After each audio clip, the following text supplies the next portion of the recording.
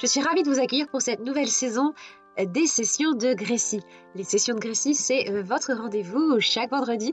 Je viens vous inviter à partager une aventure inspirante, intrigante ou émouvante où nous allons à la rencontre d'histoires de vie, de réflexions sur le développement personnel, à la recherche de soutien et de croissance personnelle. Sachez que je crois vraiment profondément en cette théorie que dans l'histoire du passé, on peut réussir à en tirer des enseignements qui nous seront utiles pour le futur. Et c'est ce qui va nous permettre ensemble de réfléchir. Dans cet épisode, on va répondre à cette question. Est-ce que tu aurais une question, une chose que tu aimerais savoir sur moi? C'est celle que j'ai posée à chacun de mes invités tout au long de la saison 2 en fait, et auquel j'ai promis de répondre, et je me suis dit qu'à l'épisode 0 à nouveau d'une saison 3 pouvait être la meilleure façon de pouvoir y répondre. Nous allons donc avoir 4 questions de Carole, de Cynthia, de SNJ et de Afid. Vous allez voir que bizarrement, ils ne savaient pas du tout quel était le thème de cette nouvelle saison, et pourtant, ils ont réussi à tous taper dans le mille. Avant de répondre à ces questions, je vais juste en profiter pour vous donner un peu le programme de cette nouvelle saison, où on va être très axé, en tout cas en première partie de la saison, sur l'entrepreneuriat et la vie au travail, qu'on soit entrepreneur ou salarié, maman ou au foyer. On va vraiment tous essayer un peu de se questionner sur le sujet.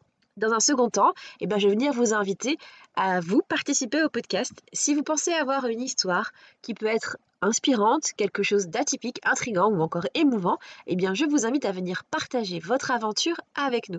C'est ensemble, avec beaucoup de bienveillance, que nous allons réussir à trouver, je pense, du soutien.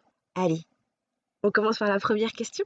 C'est la meilleure façon de découvrir, je pense. Peut-être que je ferai un portrait chinois. C'est donc parti pour la meilleure façon de découvrir qui est Grécie Didi, grâce à un portrait chinois.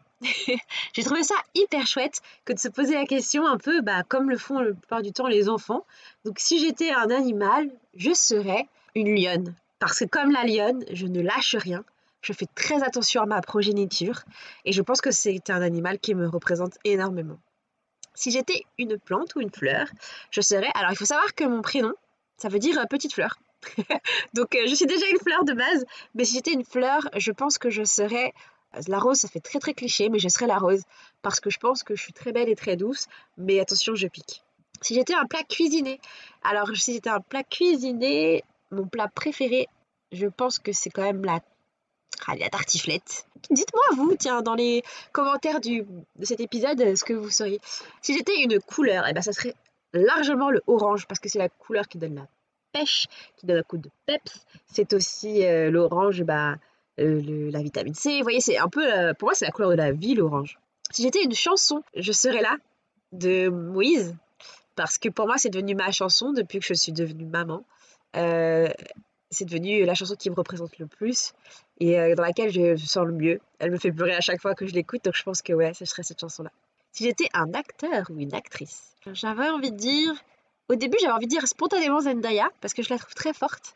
Après il y a Zoé Saldana aussi, que j'aime beaucoup parce qu'elle fait beaucoup de rôles vraiment très différents. Donc on va dire ça comme ça, parce qu'un peu couteau suisse, j'aime beaucoup. Les deux font un peu la même chose en termes de couteau suisse, de métier d'acteur. Si j'étais un métier, répondez aussi aux questions en même temps. Posez-vous la question aussi d'un peu de comprendre pourquoi vous choisissez ça. Si j'étais un métier, ce serait mon ancien métier. Je serais ergothérapeute. Pour moi, c'est un des plus beaux métiers au monde, de s'occuper des personnes en situation de handicap, de leur permettre de retrouver une vie quotidienne. Donc pour moi, c'est un des plus beaux métiers au monde. Si j'étais un objet, je serais un ordinateur ou un téléphone portable. Voilà. Parce que j'ai quand même une batterie, je suis quand même épuisable, mais je suis quand même très utile. Si j'étais un vêtement, le paréo. On me sort que quelques mois dans l'année, mais c'est les mois où il fait le plus chaud. Je suis ces petits vêtements délicats qu'on peut venir me couvrir, j'adore. Si j'étais un fruit, pareil que la couleur, une orange. Je suis allergique à beaucoup de fruits et sachez que l'orange fait partie des fruits que je peux manger avec grand plaisir et j'attends l'hiver avec impatience à chaque fois pour pouvoir en manger. Si j'étais un sport, un de mes sports préférés, mais je suis très très nulle, c'est la natation. Et je trouve qu'on a une liberté dans l'eau qui est incroyable. Je pense que j'ai relevé le défi du portrait chinois. J'espère qu'Afid me fera un coucou pour venir me dire si j'ai reçu ou pas le défi.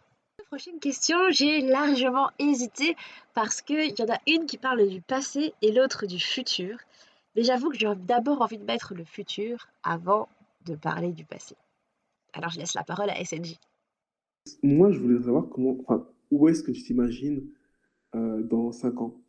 Ça fait très entretien d'embauche, Ouais. mais je veux voir, enfin, en gros, ce qui m'intéresse, c'est de voir un peu jusqu'où tu as envie de pousser ton projet, tes projets, Mhm. et de voir vraiment où. C'est assez drôle parce que le jour où je tourne ça, je vis un petit peu en ce moment au jour le jour. Je vis vraiment avec dans l'objectif de construire mes projets. Si vous me suivez depuis un moment, vous savez que j'ai pas mal de projets entrepreneuriaux qui me prennent beaucoup de temps et qui aussi ont beaucoup évolué ces derniers temps.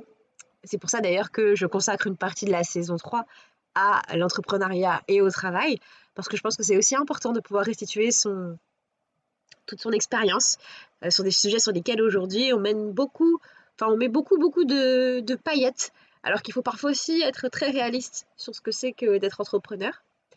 Et donc où est-ce que je me projette et quelles sont mes attentes dans 5 ans? J'espère vraiment avoir atteint dans mon vision board cette partie qu'on appelle la liberté financière. C'est un truc dont on parle vraiment beaucoup en ce moment, le fait d'être libre financièrement, parce qu'en fait la liberté c'est avoir de l'argent. Je pense qu'on le minimise beaucoup trop. Le fait que, quand on n'a pas, bien sûr, l'argent, ça fait pas le bonheur, mais on dit ça y contribue et c'est la vérité. Mais c'est aussi, ça permet d'être libre émotionnellement parlant, d'être libre au niveau de la charge mentale. Quand on a un compte en banque bien rempli, bien sûr qu'on a peur de perdre son argent et bien sûr qu'on a peur, on a d'autres craintes et d'autres peurs. Mais je pense que quand on est dans cette classe moyenne dans laquelle moi je suis, et ben en fait avoir la liberté financière, ça signifie de pouvoir vivre en fait avec un quotidien beaucoup plus à l'aise. Et donc j'espère, pour moi, ça fait partie des grandes étapes de ma vie que j'espère pouvoir atteindre, c'est d'être libre financièrement. J'espère que dans 5 ans, je le serai. En tout cas, j'ai semé suffisamment de graines cette année pour espérer l'être. En tout cas, pour développer des nouvelles techniques, avoir des nouveaux savoirs qui me permettent d'aller jusque-là.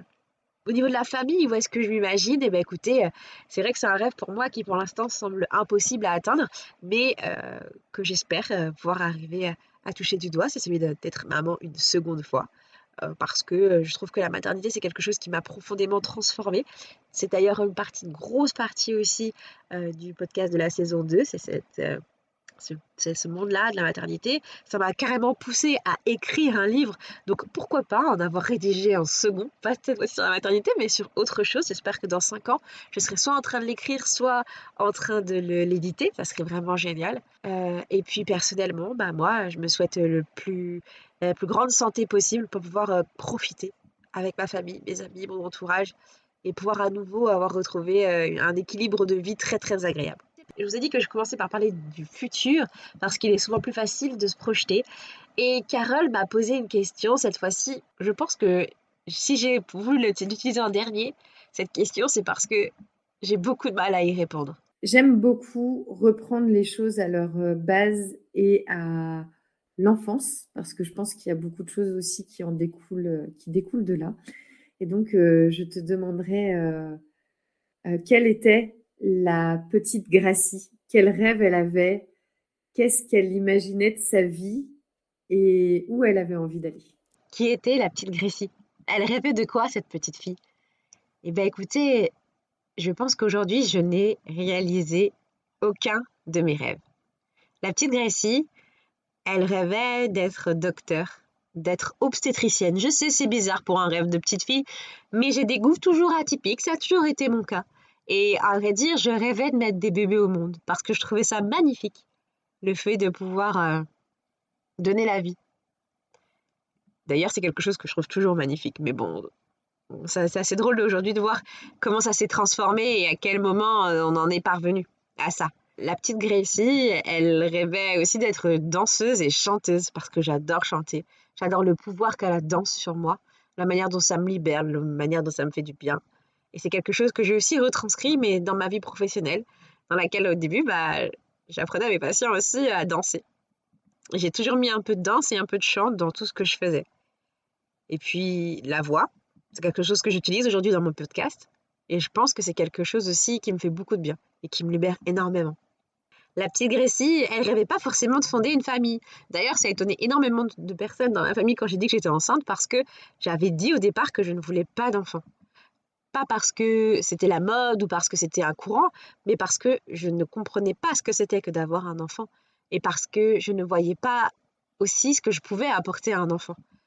Aujourd'hui, je vois surtout ce que ça m'apporte à moi d'avoir un enfant et à quel point aujourd'hui être maman me semble juste, c'est, je vois même plus comment je faisais ça. Donc la petite Gracie, elle avait beaucoup beaucoup de rêves. C'est une grande rêveuse, quelqu'un qui adore la vie, qui est prête à tout découvrir, qui est hyper curieuse. Et ça m'a toujours servi. Je pense qu'en fait, la petite Gracie, elle est toujours là au fond de moi. Elle est là, elle est présente et pleine de peps, d'énergie, de rêve, à toujours voir le positif. Elle était pleinement humaniste et je le suis toujours. J'aime l'être humain, je suis sûre qu'on peut arriver ensemble à tous faire un million de belles choses. Voilà un peu où j'en suis et voilà où était la petite Gracie. Et je vous avoue que l'événement le plus important de ma vie, de cette petite Gracie, c'est d'être devenue maman. Ça m'a donné une position dans laquelle j'ai envie de donner beaucoup, beaucoup de conseils et dans laquelle j'ai compris que parler, discuter et échanger, c'était vraiment, vraiment le cœur de la vie. Et qu'il fallait pas s'arrêter de parler et pas s'arrêter de discuter. N'est-ce pas, Cynthia? Qu'est-ce que tu aimerais dire, toi, aux futures mamans ou mamans actuelles? Qu'est-ce que tu leur dirais? On en revient au point de départ, c'est-à-dire le fait de devenir maman, qui a vraiment été le point central de mon année 2022, puisque je suis devenue maman en 2022. Franchement, j'aurais aimé donner tout un tas de conseils que je n'aurais pas écoutés de toute façon, parce qu'on nous l'avait dit, dormir en même temps que bébé, faire des nuits avant. Bon, il y avait plein de choses, plein de conseils que je n'ai pas écoutés. Mais s'il y a bien une chose que je peux répéter encore une fois dans ce podcast, c'est parler. Parler, échanger, donnez votre ressenti. Ne vous enfermez pas, trouvez des solutions pour être épaulé. Parce que devenir maman, c'est aussi prendre tout le poids du monde, le poids d'un avenir sur ses épaules. C'est aussi beaucoup se retrouver seul parce qu'on ne peut plus faire comme les copines avant, surtout si elles ne sont pas mamans. C'est-à-dire que s'appeler, descendre tout de suite pour aller sortir ou quoi que ce soit, c'est beaucoup être isolé. Donc, briser cet isolement et au moins parler. Trouver quelqu'un à qui parler. C'est aussi pour ça, je pense, que je fais ce podcast, c'est pour pouvoir parler. C'est aussi important de transmettre. Voilà, c'est des mots qui sont très importants pour moi et voilà, c'est ce que je pouvais du coup dire de moi dans ce podcast. J'espère que vous en savez plus, mais aussi que ça va vous donner envie d'écouter les prochains épisodes qui vont venir. On va beaucoup rigoler aussi, il y aura des choses beaucoup plus sérieuses, mais beaucoup de légèreté aussi. Et j'espère que vous passerez un bon moment pour cette nouvelle saison, donc du mois de mars jusqu'au mois de mai-juin, il me semble, pour cette nouvelle saison des sessions de Gracie. Je vous dis à vendredi, comme d'habitude, 7h du mat, tapante. Vous aurez votre nouvel épisode dans les bacs. C'est un truc de vieux dire dans les bacs. Allez, ciao!